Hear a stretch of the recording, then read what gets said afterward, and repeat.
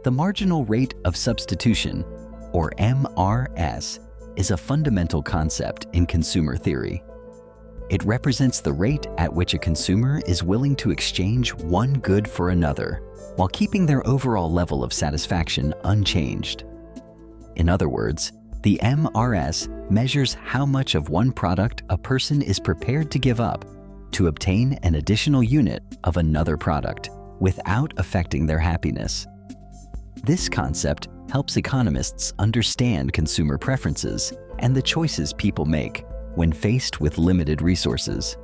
By analyzing the MRS, we gain insight into how individuals balance their consumption between different goods. The marginal rate of substitution, or MRS, describes how much of one good a consumer is willing to give up to obtain an additional unit of another good. As a consumer acquires more of one good, the MRS typically decreases.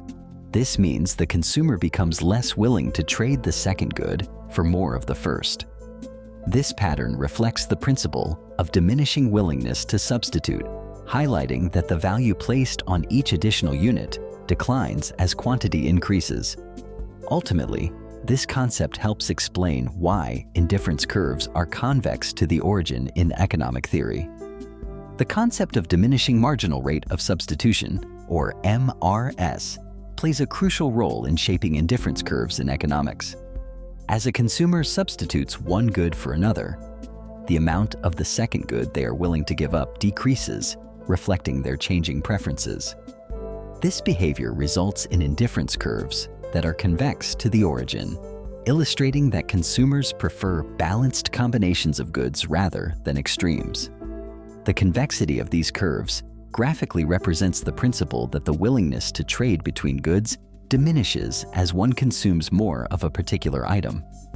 Ultimately, this relationship helps economists understand and visualize how consumers make choices to maximize their satisfaction.